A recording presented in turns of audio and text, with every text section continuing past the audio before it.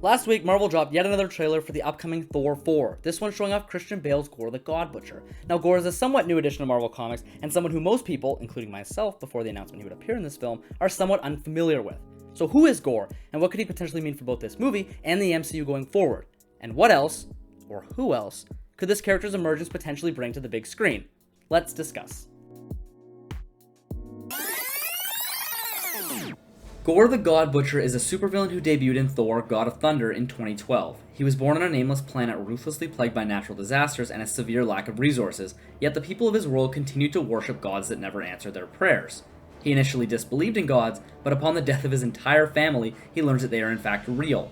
As they have never granted him any help in the past, his vehement hatred towards them grows immediately.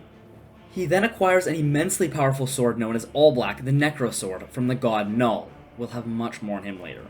Which grants him many powers, such as the ability to grow wings to fly at incredible speeds, summon a legion of dark soldiers known as berserkers, and he can even create sharp tendrils with the ability to slay any god. And he slays a heap of them, going on a massive crusade many centuries ago, ruthlessly murdering every god he can get his hands on. And yes, this story does begin far in the past, where Gorr eventually comes across a young Thor in medieval Iceland sometime around 900 AD after ravaging the cosmos and eradicating every god he comes across one by one. He and Gorr have a massive battle, where Gorr eventually captures Thor in a nearby cave and tortures him for 17 days for information on the whereabouts of Asgard. Thor holds out long enough for his Viking friends to find and rescue him, and they defeat Gorr, cutting off his arm and, they think, killing him. In reality, Gorr retreats hell-bent on upping his god-killing regime to the next level. One by one is simply too slow and inefficient. Over the next millennium, he captures and kills as many gods as he can, eventually creating a legion of dark minions from these gods and celestials to assist him in his endeavors. His god-killing spree is taken note by present-day Avengers Thor, who goes to investigate. While investigating, Gorr attacks a godly temple known as Kronox. Here, he procures the ability to time travel. Things get a bit messy here, as Gorr travels back in time to kill one of the universe's first ever deities, then travels forward in time to find a desolate planet to act as his base of operations. Here, he commands his godly minions to begin construction on the God Bomb, which does exactly what it sounds like it should do. It will destroy all gods, both living and future gods, eradicating them entirely. I think by now it's blatantly clear that Gorr is not some one-off villain, or someone that most superheroes could even manage to defeat one-on-one. This creature has powers that not only rival many of the gods, but in most cases far surpass it. While on this new planet, Gorr sends some of his berserkers back in time to retrieve young Thor, the one he fought originally in medieval Iceland, in order to enslave him alongside his other minions. Gorr succeeds. Throughout his destruction, he has frequently taunted the God of Thunder and claimed he would be the final god he kills.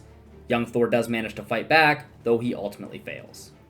He is catapulted from this planet and united with Avengers Thor, as well as Old King Thor from the future. Future as in ahead of the time we're kind of living in with the mainstream Avengers and all that.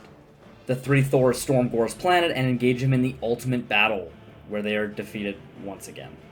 Following his victory, Gorr moves to set off the God Bomb when he is stopped by someone I failed to mention until this point. His wife, Ara. Ara was the very same wife he lost back on his home planet before becoming the God Butcher, whom he resurrected, alongside their fallen children, and brought back to his side on his new planet.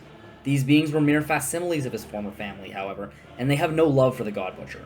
Ara screams at Gorr, saying he himself has become a god, and Gorr strikes her down in rage. While the three Thors regroup, his resurrected son, Agar, joins them in the fight against his father, citing the very same thing his mother had said, that Gorr had now become the very thing he sought to destroy.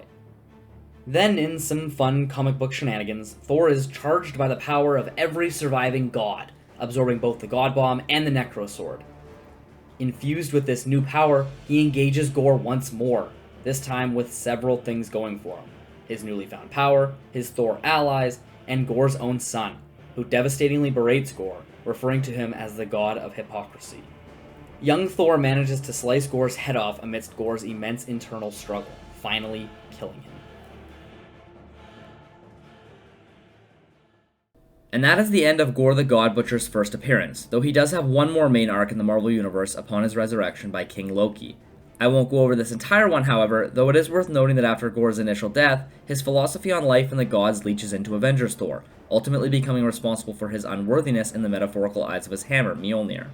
This is when Jane Foster takes over the mantle. Dying of breast cancer, she is called to by Mjolnir and manages to retrieve it on the moon, thus proving that whosoever holds this hammer, if he be worthy, shall possess the power of Thor.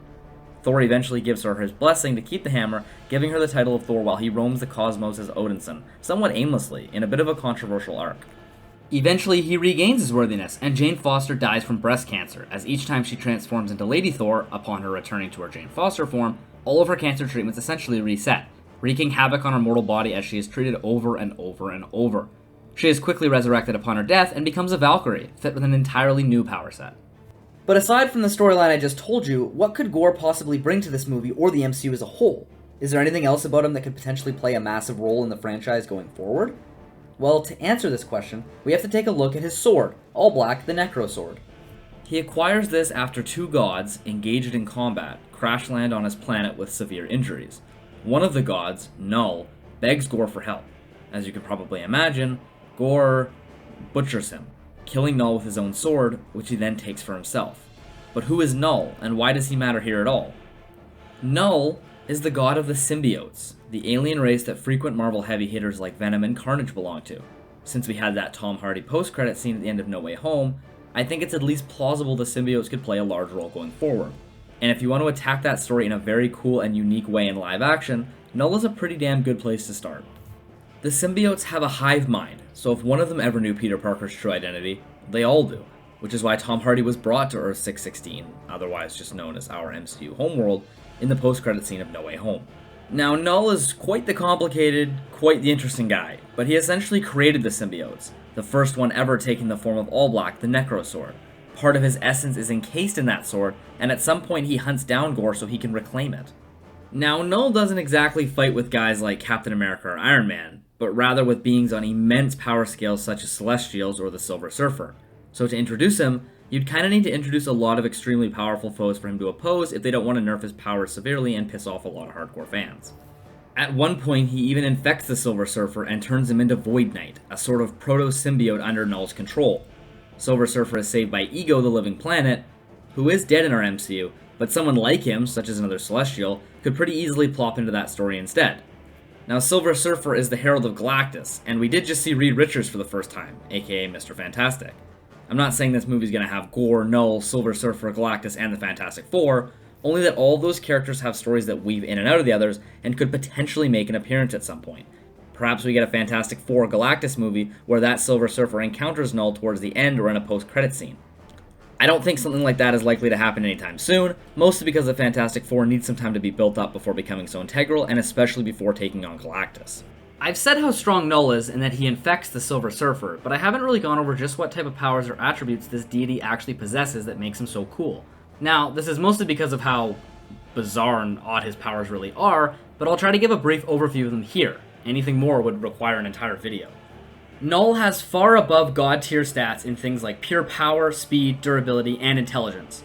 He draws most of this power due to a metaphysical connection he has with the undead corpse of a Celestial he killed. He also tempered his legendary sword in cosmic energy produced by said slain Celestial. I told you it was weird. He is able to enslave gods and other beings by using the living abyss, which is something of a primordial void that existed before even the universe itself. He utilizes this in order to create symbiotes like Grendel, that takes the form of a massive dragon, and his sword, All Black, as well as the symbiotes most people are more familiar with, such as Venom and Riot, who can then bond to lesser life forms to help grow his army. Knull acts as the nexus of his symbiote hive mind, allowing him to more or less control all of them. He's also been alive for 14 billion years, and he's able to live in the vacuum of space without the need for water, food, or sleep in order to survive, making him essentially immortal. Kids, get to popcorn now. Let me tell you the story of the space Viking, Thor Odinson. The inclusion of Gorr the God Butcher in an MCU movie has me more hyped over this franchise than ever, and the fact that he's being played by one of the best actors alive in Christian Bale is just a massive cherry on top. It's honestly a way bigger deal than that even, because you just know Bale is going to give this role his all, and his all is usually some genuinely terrific Oscar-worthy shit. Plus, he's notorious for being quite picky with his scripts. He doesn't really sell out and go for easy money or any role that resembles simple or basic. This guy likes the tough roles, and if he doesn't think the script is sound, he doesn't go near it. That bodes very well for this movie.